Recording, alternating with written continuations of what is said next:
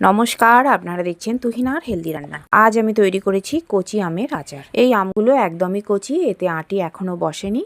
তাও এই আমের আচার করলে কিন্তু বেশি দিন থাকবে না, তাই আমি এগুলো ছোট ছোট করে আচারের মতো করে নিচ্ছি। আর সবার প্রথমে আমি কড়াতে দিয়ে দিলাম 5 ফোড়ন, জিরে, শুকনো লঙ্কা আর তেজপাতা। এইগুলোকে তেল ছাড়া আমি কিছুক্ষণ ভেজে নেব। আর তারপর ছোট ছোট করে কেটে রাখা আমগুলো এই কড়াতে দিয়ে দেব। ফোড়নটা একটু লালচে করে ভেজে নেব, কারণ একটু লালচে করে ভেজে নিলে ফোড়ন থেকে বেশ একটা সুন্দর গন্ধ বেরোয়। আর এরপর আমি এতে দিয়ে দেব ওই আমগুলো। আর এখানে আমি জিরে আর 5 ফোড়নের পরিমাণ একটু বেশি দিয়েছি, কারণ জিরে আর 5 ফোড়নটা একটু বেশি দিলেই খেতে ভালো লাগে। আর এখন আমি এতে দিয়ে দিলাম আমগুলো। এবার ওই ফোড়নের সঙ্গে আমগুলোকে কিছুক্ষণ তেল ছাড়া আমি কড়াতে নাড়াচাড়া করে নেব। একদমই হালকা করে আমি এইগুলোকে ভেজে নেব। এই আমগুলো একদমই কচি। এই আমগুলো রান্না করার সময় আমি এতে এক ফোঁটাও জল দেব না। এই আম থেকেই জল বেরোবে, ওই জলেই এটা রান্না হয়ে যাবে। এখন আমি বেশ কিছুক্ষণ এটাকে নাড়াচাড়া করে নিয়েছি। এখন আমি এতে দিয়ে দেবো চিনি। চিনির বদলে গুঁড়ো দেওয়া যায়। আমি এখানে 2 কাপ চিনি দিলাম। চিনিটা একটু বেশি দিতে হবে, কারণ এই আম প্রচণ্ড টক। তাই চিনি না বেশি দিলে কিন্তু আচারও টক হয়ে যাবে। আর চিনির বদলে গুড় দিলেও কিন্তু রান্নাটা খুব সুন্দর হয়, আচারটা বেশ ভালো লাগবে। চিনিটা দিয়ে আমি আমের সঙ্গে অনবরত নাড়াচাড়া করে যাব, আর আস্তে আস্তে চিনিটা গলে যাবে। দিয়ে দিলাম একটুখানি হলুদ, কারণ যে কোনো রান্নাতে একটুখানি হলুদ দিতেই হয়।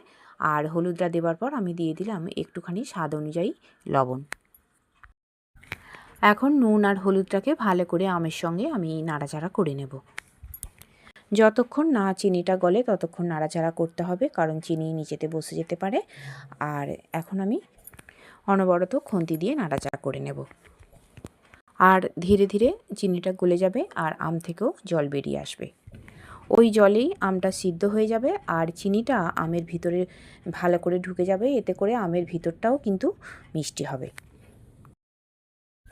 এখনও আমার চিনি গলেনি, এখনও বেশ কিছুক্ষণ এটাকে ফোটাতে হবে। এখন আমার চিনি সব গলে গেছে, তাই আমের আচারটা বেশ পাতলাও হয়ে গেছে। আর এখন আমি এটাকে অনবরত নাড়াচাড়া করে রসটা একটু মেরে নেব। এই চিনির রসে আম যত ফুটবে আমের ভিতরে চিনির রসটা তত ঢুকবে আর আমটাও মিষ্টি হবে, খেতেও দারুণ লাগবে। এখন আমার আমের আচার একদম শেষের পথে, আর একটুখানি আমি ফুটিয়ে নেব। যেহেতু আমি এটাতে জল দিইনি, তাই এটা থাকবেও বেশ কিছুদিন। তবে অবশ্যই কিন্তু আচারটাকে কয়েকদিন রোদে দিতে হবে, তাহলে রসটা আরও মরে যাবে আর এটা আরও ঘন হয়ে যাবে। এখন রান্না আমার একদম কমপ্লিট। এবারে আমি একটা জায়গায় আচারটাকে ঢেলে রাখবো। আর বন্ধুরা, আমার রান্না যদি ভালো লেগে থাকে আর যদি নতুন নতুন তেল ছাড়া রান্নার রেসিপি পেতে চান, তাহলে আমার চ্যানেলটিকে সাবস্ক্রাইব করুন আর পাশে থাকা ঘন্টাটি বাজিয়ে দিন।